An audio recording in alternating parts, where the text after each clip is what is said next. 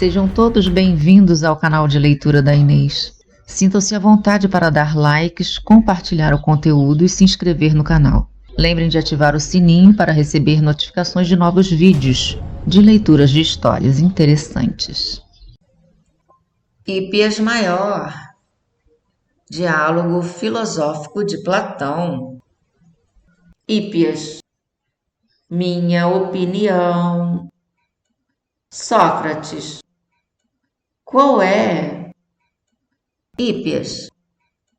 É o que faz parecer belo. Seria o caso de alguém, embora ridículo, que usasse manto ou calçados adequados. Pareceria belo. Sócrates. Se a conveniência faz as coisas parecerem mais belas do que são na realidade, não passa de uma burla com relação à beleza. Não o que procuramos, Hípias. O que procuramos é o por meio do que são belas todas as coisas belas, tal como, por certa superioridade, são grandes as coisas grandes, isto é, o que as deixa grandes, ainda que o não pareçam. Uma vez que umas ultrapassem outras, serão necessariamente grandes.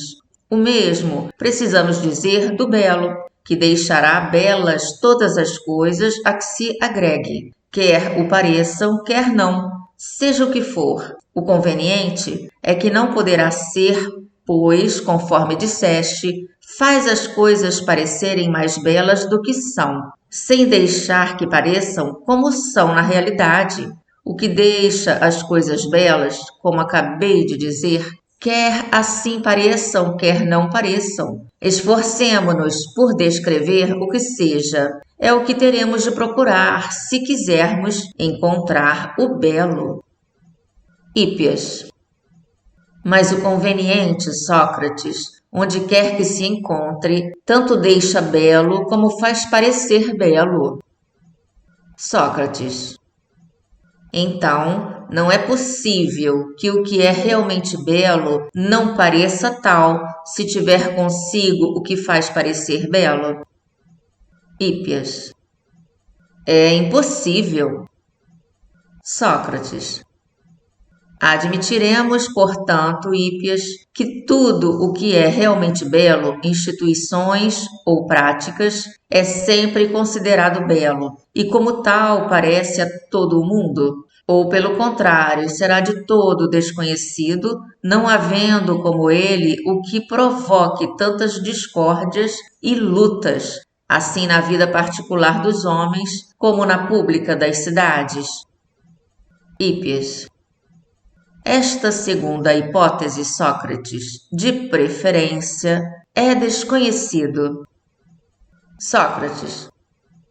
Porém, tal não acontecera no caso de se lhe acrescentar a aparência, o que se daria se a conveniência fosse o belo, e não somente deixasse belas as coisas, como as fizesse parecer realmente belas. Donde se colhe que se o conveniente é o que realmente dá beleza às coisas, terá de ser o belo que procuramos, não podendo ser, no entanto, o que faz as coisas parecerem belas. Por outro lado, se for o que as faz parecer belas, não poderá ser o belo que procuramos, pois este empresta beleza às coisas. Ambos, porém, comunicar ao mesmo tempo as coisas, a aparência e a realidade da beleza, ou do que quer que seja, é o que não poderá ser produzido pela mesma causa. Teremos, portanto, de escolher na presente alternativa, com relação ao que seja conveniente, é o que faz as coisas parecerem belas, ou o que as deixa belas de verdade. Hípias. A meu parecer, Sócrates, é o que as faz parecer belas. Sócrates. Babau! Tornou a escapar-nos, Hípias, o conhecimento do que seja o belo, uma vez que o conveniente se nos revelou diferente do belo. Hípias. É muito certo, Sócrates, por Zeus, e isso me deixa extremamente confuso. Sócrates.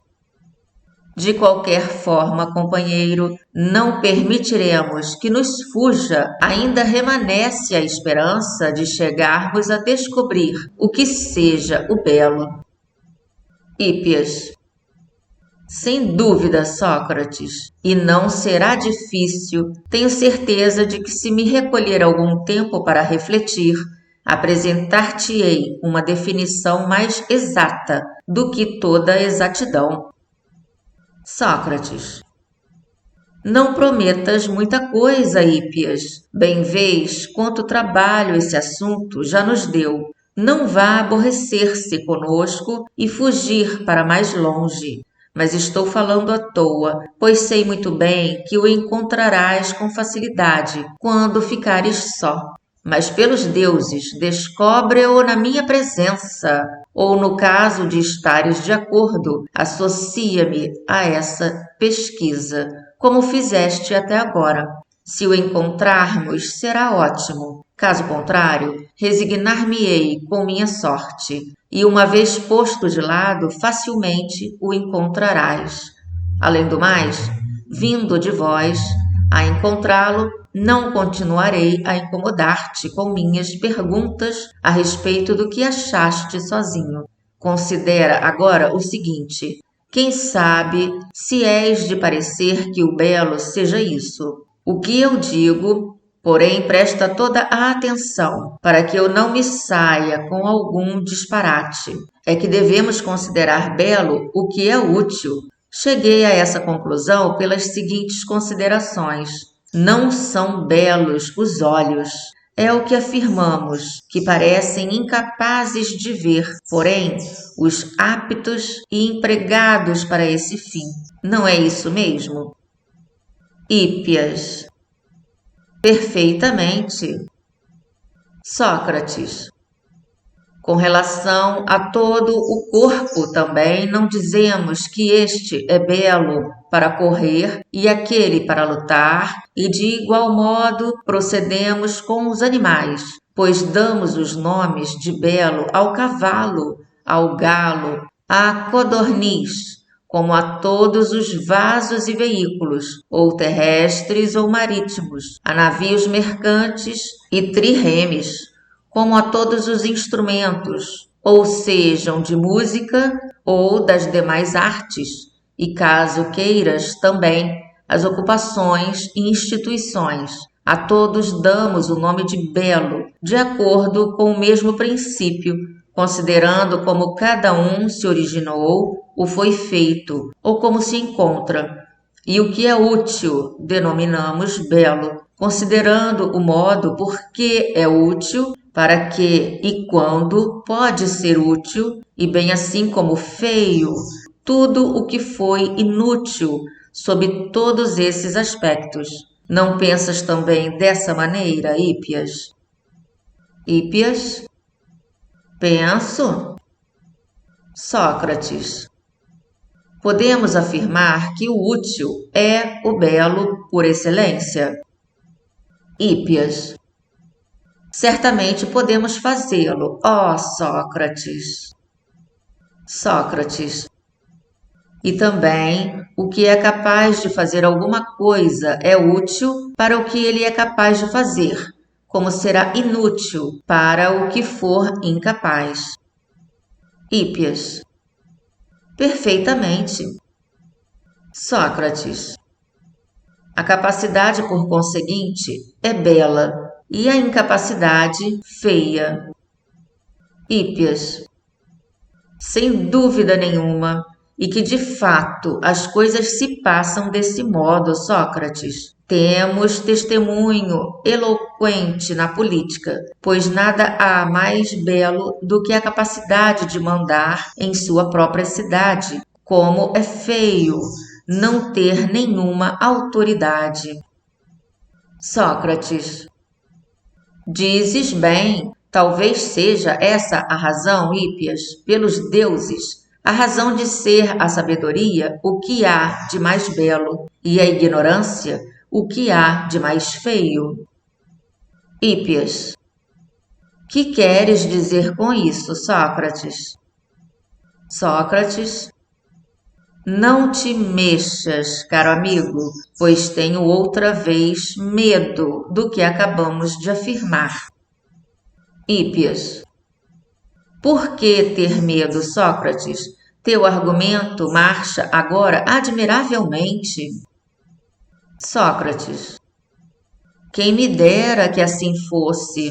Porém, examina comigo o seguinte: poderá alguém fazer o que não sabe ou o de que é absolutamente incapaz? Hípias. De forma alguma. Como o poderia se lhe falta capacidade? Sócrates. Os que cometem erros e involuntariamente procedem mal ou fazem mal a alguma coisa, não é verdade que jamais o teriam feito se carecessem da capacidade? Hípias. Evidentemente. Sócrates. Pois é a capacidade que deixa capazes os capazes. Não há de ser a incapacidade. Hípias. Não, realmente.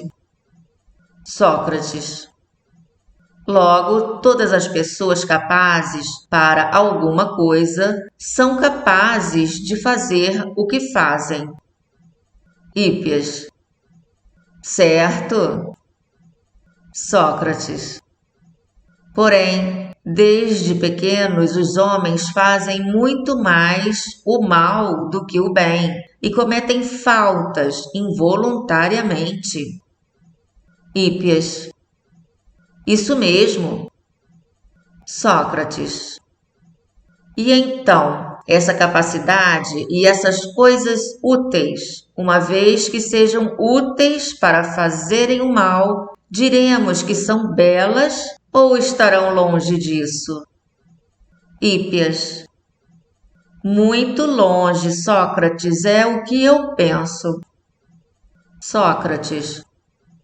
Nesse caso, Hípias, ao que parece, para nós a capacidade e a utilidade não são o belo. Hípias. Sim, Sócrates, sempre que a capacidade realizar o bem e for útil. Sócrates. Foi-se então nossa conclusão de que a capacidade e a utilidade sejam simplesmente o belo. Mas o que a nossa alma queria dizer, Hípias, não é que a utilidade e a capacidade, sempre que aplicadas em algo bom, constituem o belo? Hípias. Acho que sim. Sócrates. Mas isso é o vantajoso, não é verdade? Hípias. Perfeitamente. Sócrates. Sendo assim, os belos corpos e as belas instituições, a sabedoria e tudo o mais a que nos referimos há pouco, são belos por serem vantajosos. Hípias. É evidente. Sócrates. O vantajoso, portanto, se nos revelou como sendo o belo, Hípias. Hípias. Sem dúvida, Sócrates. Sócrates. Mas o vantajoso é o que produz o bem. Hípias. Certo. Sócrates. Ora, produzir alguma coisa é ser causa dessa coisa, não te parece? Hípias. Sem dúvida. Sócrates. Logo, a causa do bem é o belo. Hípias. Isso mesmo. Sócrates. Porém, Hípias, a causa e aquilo de que ela é causa são diferentes, pois a causa não pode ser causa da causa. Considera o seguinte: a causa não se nos revelou como operante? Hípias. Perfeitamente. Sócrates. Ora, o que produz algo só produz o que se forma, não o próprio produtor. Hípias: certo? Sócrates: logo, a causa não é causa da causa, mas do que for produzido por meio dela. Hípias: perfeitamente. Sócrates: se o belo, portanto, for a causa do bem, o bem será produto do belo, sendo por isso, como parece, que nos esforçamos em pós da sabedoria e das demais coisas belas, porque o produto a que dão origem, a saber, o bem, é merecedor desse esforço. Daí ser possível acabarmos por descobrir que o belo é, de algum modo, o pai do bem. Hípias: é mesmo certo, Sócrates, falaste admiravelmente. Sócrates: e também não será certo dizer que o pai não é filho, nem que o filho é pai? Hípias: certíssimo. Sócrates: e que nem a causa é efeito, nem o efeito causa? Hípias: só dizes a verdade. Sócrates: por Zeus, caro amigo, nesse caso, nem o belo é bom, nem o bom é belo. Ou achas possível isso de acordo com o que dissemos? Hípias: não, por Zeus, acho que não. Sócrates: dar-nos-emos, então, por satisfeitos e diremos que o belo não é bom, nem o bom é belo? Hípias: não, por Zeus, isso não me satisfaz. Sócrates: por Zeus, Hípias, tens razão, a conclusão a que chegamos é a que menos me satisfaz. Hípias: eu também sou dessa opinião. Sócrates: assim, diferentemente do que há pouco nos parecia, é bem possível que nossa bela conclusão de que o belo seria o útil, o vantajoso ou o que produz o bem, não esteja absolutamente certa, vindo a ser até mais ridícula do que as anteriores, quando imaginamos que o belo era uma donzela e todas as outras coisas que antes enumeramos. Hípias: parece que sim. Sócrates: de minha parte, Hípias, não sei para onde virar-me, estou desorientado. E tu, tens alguma sugestão a fazer? Hípias: neste momento nenhuma, mas como disse há pouco, se puser-me a refletir, encontrarei algo. Sócrates: porém, dada a minha sede de saber, acho que não aguentarei essa demora, tanto mais que me parece ter encontrado uma boa saída. Escuta aqui.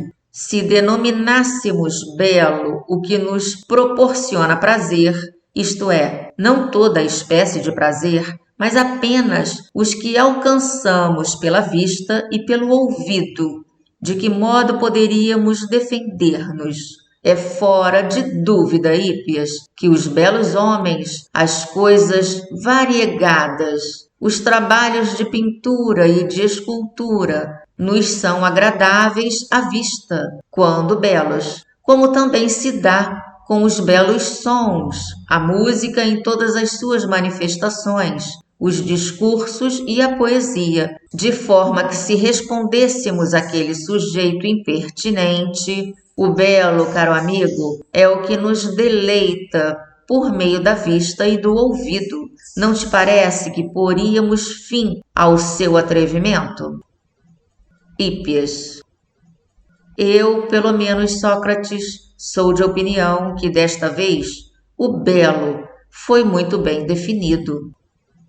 Sócrates: e então, E as belas ocupações e instituições, Hípias? Diremos que são belas por nos agradarem através da vista ou do ouvido, ou serão de natureza diferente? Hípias. É bem possível, Sócrates, que ao nosso homem não ocorresse semelhante distinção. Sócrates.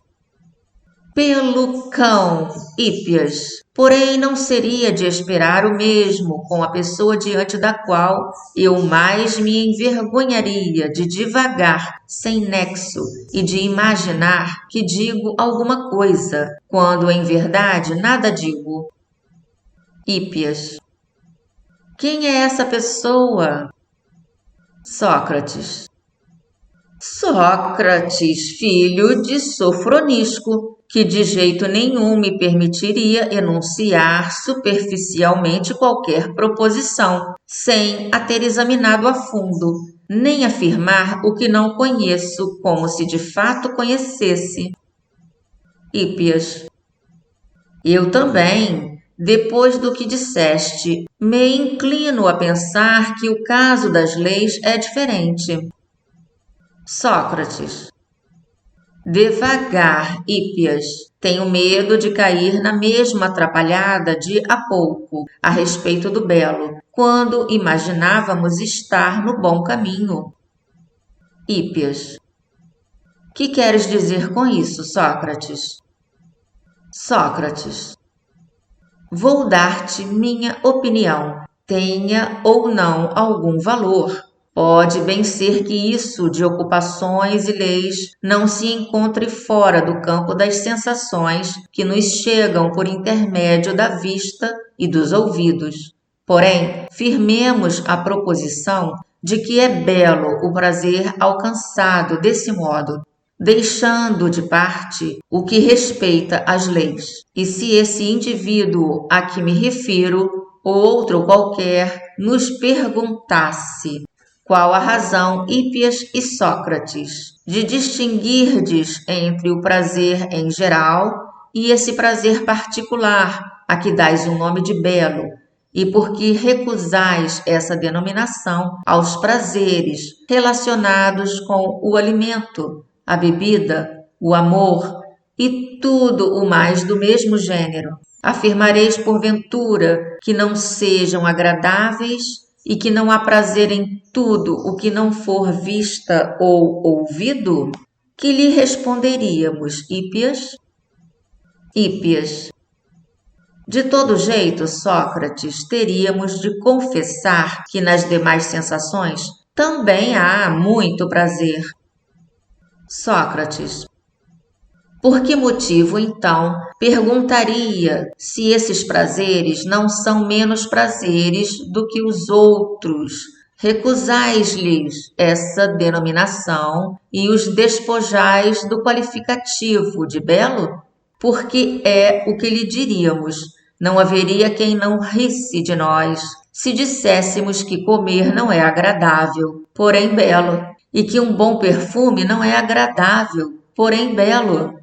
No que respeita ao amor, também, todos afirmarão de pés juntos ser o que há de mais agradável, mas quando alguém se dispõe a praticá-lo, furta-se a vista de toda a gente, por ser o que há de mais feio de ver-se. Se lhe falássemos desse modo, Hípias, talvez o nosso homem nos respondesse: compreendo. Dir-nos-ia que há muito tempo revelais acanhamento em declarar que esses prazeres são belos, porque os homens não os consideram como tais. Porém, não perguntei o que a maioria dos homens considera belo, senão o que é belo. A isso responderemos, quero crer, de acordo com nossa anterior proposição, se afirmarmos que o belo é a parte do agradável que alcançamos por meio da vista ou do ouvido. Achas que essa definição poderá servir-nos, Hípias, ou precisaremos acrescentar-lhe alguma coisa? Hípias. De acordo com o que afirmamos antes, Sócrates, não poderemos responder de maneira diferente. Sócrates. Bela resposta, ele diria. Logo, se o belo é o prazer que nos vem por meio da vista ou do ouvido, todos os prazeres que não forem dessa natureza, é evidente que não poderão ser belos. Admitiremos isso? Hípias. Sim. Sócrates. E o que é agradável por meio da vista, perguntaria, é agradável ao mesmo tempo por meio da vista e do ouvido, assim como o prazer do ouvido será também agradável ao mesmo tempo por meio do ouvido e da vista? De forma alguma responderíamos. O que é alcançado por um desses meios não pode sê-lo por ambos ao mesmo tempo. Se é esse, como parece, o sentido de tua pergunta, o que afirmamos é que é belo cada um desses prazeres isoladamente considerado, e que ambos o são. Dar-lhe-íamos essa resposta? Hípias. Perfeitamente. Sócrates. Como voltaria a falar um prazer qualquer pode diferenciar-se de outro pelo fato de ser prazer? Não se trata de saber se um prazer é maior ou menor do que outro, mais ou menos intenso, porém se um difere do outro por ser justamente prazer e outros não. Parece-nos que não, não é verdade? Hípias. Sim, acho também que não. Sócrates. Logo, prosseguirá.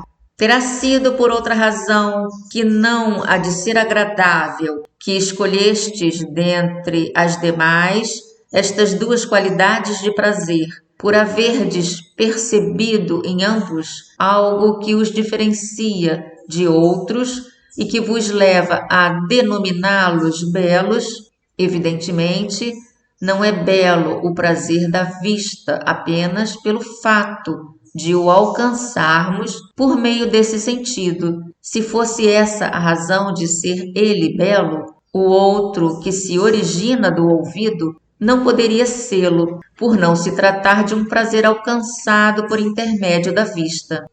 Tendes toda a razão, lhe diríamos. Hípias. Sim, é o que lhe diríamos. Sócrates. O mesmo se dá com o prazer alcançado por intermédio do ouvido. Não é belo por nos vir por meio do ouvido, pois nesse caso não seria belo o prazer da vista, por não nos vir por intermédio do ouvido. Ao indivíduo que nos falasse dessa maneira, diríamos que está com a razão. Hípias. Sem dúvida. Sócrates. Mas o fato, como dissestes, é que ambos são belos. Foi o que afirmamos. Hípias. Afirmamos realmente. Sócrates. Há, por conseguinte, algo em ambos que os deixa belos, comum aos dois, que tanto se encontra nos dois como em cada um em particular. De outro modo, ambos não poderiam ser belos ao mesmo tempo, e cada um separadamente. Agora responde como se te dirigisses a ele. Hípias. Respondo que me parece ser como disseste. Sócrates.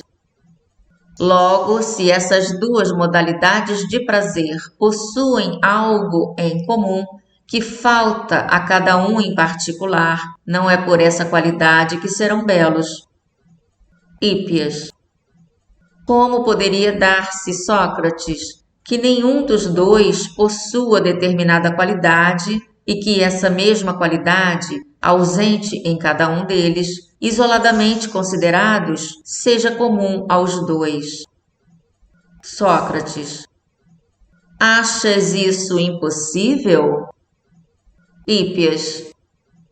Fora preciso que eu desconhecesse de todo a natureza dessas coisas e os modos correntes de expressão.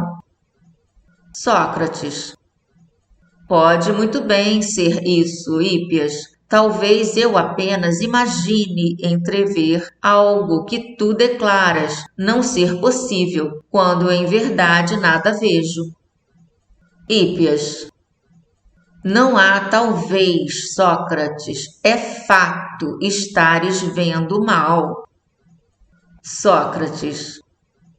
No entanto, esvoaçam-me ante o espírito muitas imagens do mesmo gênero, em que não confio, por não as perceberes também, visto já teres ganho mais dinheiro com tua sabedoria do que todos os sábios do nosso tempo, enquanto eu nunca obtive um óbolo sequer.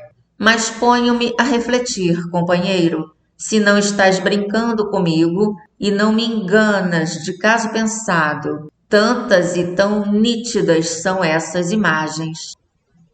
Hípias.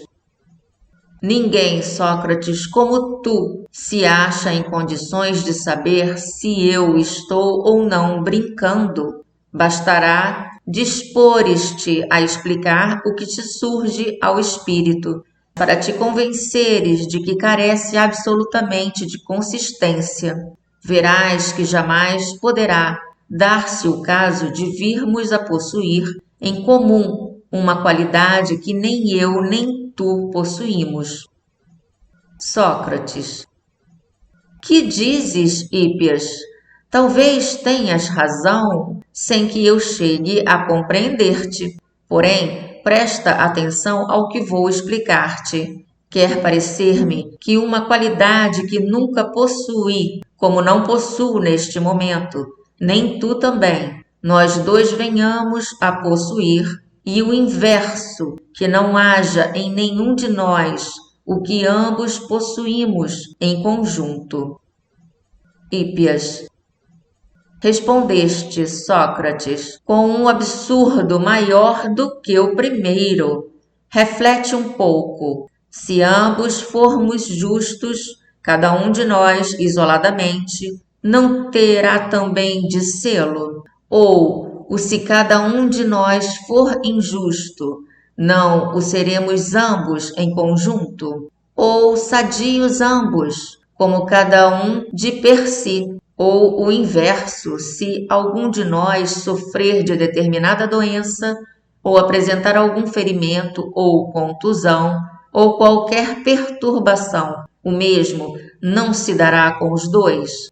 Mais ainda, se ambos fôssemos de ouro, de prata ou de marfim, ou caso o prefiras, nobres, sábios e honrados, ou velhos, moços ou possuidores da qualidade humana que bem te parecer. Não é absolutamente necessário que cada um de nós também o fosse? Sócrates. Sem dúvida nenhuma. Hípias. O fato, Sócrates, é que nunca vês as coisas em conjunto, como se dá também com teus interlocutores habituais. Porém, amputais de todo o belo ou qualquer outra porção do real e o percutis com vossos discursos. Por isso vos escapam grandes trechos da natureza das coisas. Agora, por exemplo, tão carecente de reflexão te mostras, a ponto de admitires uma qualidade ou essência que possa pertencer a um par de objetos sem pertencer a cada um em particular, ou o inverso, a cada um de per si, sem pertencer aos dois. Tão carecentes de lógica, de método, de bom senso e de inteligência, todos vos mostrais. Sócrates. Somos assim mesmo, Hípias, como diz o provérbio, ninguém é o que quer, mas o que pode. Porém, lucramos bastante com tuas admoestações. Agora, por exemplo, queres que te mostre até onde ia nossa ingenuidade antes de nos teres repreendido, como dizer-te o que pensamos a esse respeito? Ou será melhor não falar nada? Hípias. De antemão, Sócrates, sei o que vais dizer. Conheço muito bem como são as pessoas que se ocupam com discursos. Mas se encontras prazer nisso, podes falar. Sócrates. Encontro sim. Nós outros, amigo, éramos tão estúpidos antes de nolo declarares, a ponto de imaginarmos, ao meu e ao teu respeito, que cada um de nós constituía uma unidade e que isso que cada um de nós era, os dois não podiam ser, por não sermos um, porém dois. Tão grande era nossa ingenuidade. Agora, porém, aprendemos contigo que se juntos somos dois, cada um de nós também terá de ser dois. E o inverso, se cada um de nós é um, os dois juntos também seremos um. Não poderá ser de outra maneira, de acordo com a doutrina de Hípias sobre a continuidade da natureza das coisas, o que ambos são. Cada um terá de ser, e o que cada um é em particular, ambos também serão. Convencido agora por ti dessa verdade, daqui não saio. Antes, porém, Hípias, ajuda-me a recordar uma particularidade. Eu e tu seremos um, ou tu és dois e eu também sou dois? Hípias. O que queres dizer, Sócrates? Sócrates. Isso, precisamente, que acabei de falar. Tenho medo de ser mais claro e irritar-te, por pensares que estás com a razão. Contudo, dize-me mais o seguinte: cada um de nós não é um e não consiste nisso precisamente ser um, sua característica essencial? Hípias. Perfeitamente. Sócrates.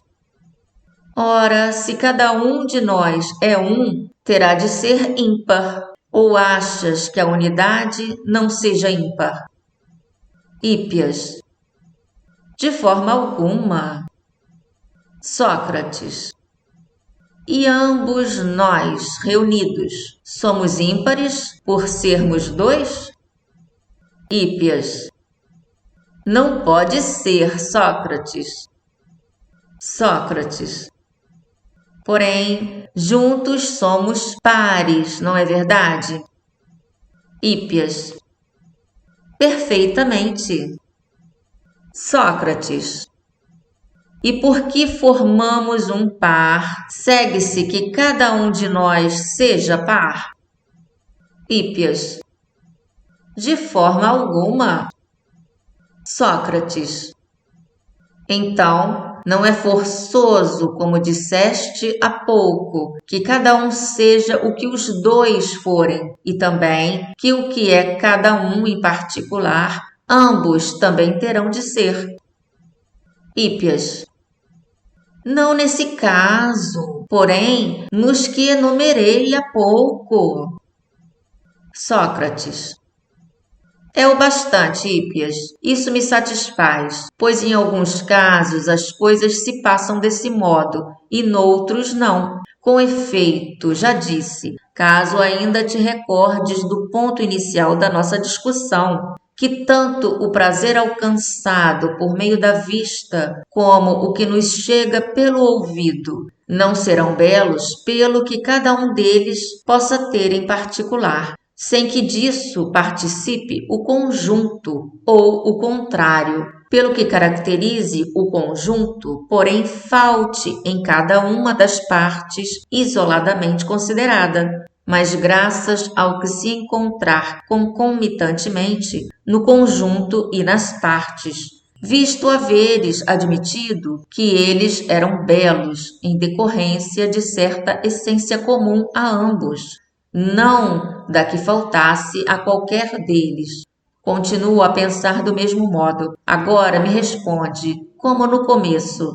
Se o prazer por meio da vista e por meio do ouvido são belos em conjunto e separadamente, o que os deixa belos não terá por força de encontrar-se em ambos e em cada um em particular? Hípias. Sem dúvida. Sócrates. E serão belos por serem ambos prazer a cada um em particular? Se fosse o caso, os demais prazeres não seriam menos belos do que esses dois, por não serem estes menos prazeres do que os primeiros, se é que ainda te lembra desse ponto. Hípias. Lembro-me. Sócrates. Mas pelo fato de virem por intermédio da vista e do ouvido é que foram denominados belos. Hípias. Sim, foi dito isso mesmo. Sócrates. Considera agora se estou com a razão. Afirmamos, se bem me lembro, que o belo é esse prazer, não todos, mas apenas o que nos vem por intermédio da vista e do ouvido. Hípias. Certo. Sócrates. E essa característica não pertence às duas espécies de prazer em comum, não a cada uma em particular? Como foi dito antes, nenhum deles se origina ao mesmo tempo dos dois sentidos, porém ambos eles dos dois, não dos dois cada um em separado. Não é isso mesmo? Hípias. É. Sócrates. Logo, nenhum deles será belo pelo que pertence a cada um em particular, pois nenhum pode considerar-se duplo. Partindo dessa explicação, estaremos justificados se dissermos que juntos ambos podem ser considerados belos, sem que devamos afirmar a mesma coisa de cada um em separado. Ou que diremos? Não é a conclusão que se impõe? Hípias. Parece que sim. Sócrates. Diremos, por conseguinte, que ambos em conjunto são belos, mas que nenhum dos dois o é? Hípias. Que nos impede? Sócrates. O que nos impede, amigo, é o fato de havermos admitido certas qualidades de determinados objetos, que, quando presentes ao conjunto, o são também as partes, e quando as partes também se encontram no conjunto, a saber, em todos os exemplos aduzidos por ti, não é verdade? Hípias. Certo. Sócrates. Porém, o mesmo não acontece com os exemplos por mim apresentados, que abrangiam, no entanto, a unidade e o par, não é isso mesmo? Hípias. É. Sócrates. A que classe, então, Hípias, te parece que pertence a beleza? Aquela de que disseste: se eu for forte e tu também, ambos o seremos. Se eu e tu formos justos, ambos teremos de sê-lo. E se ambos o formos, cada um de nós também será. Como também se eu e tu formos belos, ambos o seremos. E sendo belos ambos, cada um em particular também terá de sê-lo. Ou nada impedirá que as coisas se passem como com os números, quando dizemos que dos dois elementos de um par, cada um separadamente, tanto pode ser par como pode ser ímpar, e também de duas quantidades irracionais, isoladamente consideradas, que reunidas tanto podem ser racionais ou irracionais, e mil outros casos semelhantes, que, conforme declarei, me ocorreram ao espírito. em qual dos grupos classificas o belo? Dar-se-á contigo o que se dá comigo? Pois se me afigura mais do que absurdo afirmar que ambos nós somos belos, mas que cada um não o é, ou o inverso, que somos belos individualmente considerados, porém reunidos não, e outras coisas do mesmo gênero. Escolhes como eu, ou por maneira diferente. Hípias. Como tu, Sócrates. Sócrates. Fazes muito bem, Hípias, pois desse modo nos livramos de ulteriores investigações. Se o belo for isso, não será belo o prazer da vista nem do ouvido. O fato de virem por meio da vista e do ouvido é o que faz ambos serem belos, não cada um em particular, o que é impossível, como já admitimos, Hípias. Hípias. Admitimos realmente. Sócrates. Não será belo, por conseguinte, o prazer alcançado por meio da vista ou do ouvido, pois se o fosse, seguir-se-ia algo impossível. Hípias. Isso mesmo. Sócrates. Então, exponde mais uma vez o assunto do começo. Dirá o nosso homem, porque essa explicação falhou. Qual é a beleza comum aos dois prazeres que vos leva a destacá-los dos demais prazeres e a denominá-los belos? A meu parecer, Hípias, seremos forçados a dizer-lhe que esses prazeres são os mais inócuos de todos e os melhores, quer os consideremos em conjunto, quer separadamente. Terás algo a acrescentar sobre o que os torna diferentes dos demais? Hípias. Nada, porque em verdade são esses os melhores. Sócrates. Nesse caso, prosseguirá. Concluís que o belo é o prazer útil? Parece-me que sim, seria minha resposta. E a tua? Hípias. A minha também. Sócrates. Porém, o útil, continuará a falar, é o que produz o bem, mas o produtor e o produto já se nos revelaram como diferentes. E assim, nosso discurso volta ao ponto de partida. Nem o bem pode ser belo, nem o belo pode ser bom, se cada um deles for algo diferente. Se formos sábios, Hípias, teremos de concordar plenamente com isso, pois não é permitido dissentir de quem diz a verdade. Hípias. Mas, Sócrates, que pensas de nossa discussão? Como disse há pouco, são aparas e migalhas de argumentos reduzidos a pedacinhos. Belo, porém, e de muito valor, é poder alguém dizer bem um ótimo discurso no tribunal ou no conselho, ou diante de qualquer autoridade pública, a que seja dirigida a oração, e a tal ponto persuadi-la que termine por levar dali não algum prêmio insignificante, senão o maior de todos, a salvação de si próprio, de seus haveres e dos amigos. A isso é que deverias aplicar-te, abandonando essa futilidade para não passares por tolo chapado, com te ocupares, como agora, com tantas tolices e palavrório vazio. Sócrates.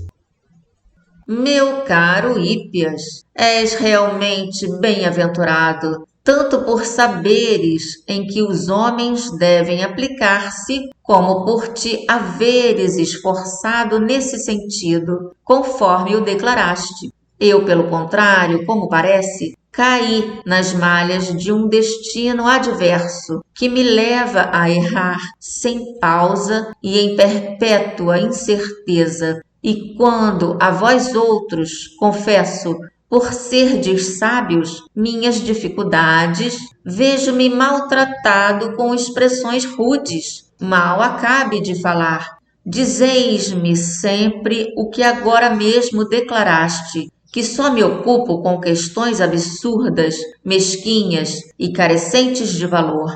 Porém, depois de persuadido por vós outros, quando repito o que dizeis, que não há nada mais admirável do que ser alguém capaz de proferir um discurso bem feito no tribunal ou em qualquer outra reunião, imediatamente passo a ouvir as piores invectivas por parte dos presentes. Mas, em primeiro lugar, desse sujeito que outra coisa não faz senão refutar tudo o que eu digo, acontece também que somos parentes próximos e moramos juntos. Sempre que eu chego a casa e ele me ouve discorrer dessa maneira, pergunta-me se não me envergonho de falar a respeito das belas maneiras de viver, sendo como sou, reconhecidamente ignorante, visto não saber até mesmo o e que venha a ser essa beleza. De que modo, pergunta-me, poderás saber se um discurso está bem ou mal composto? Ou seja, o que for, se nem sabes o que seja o belo. E sendo essa a tua situação, achas mesmo que para ti é melhor viver do que morrer?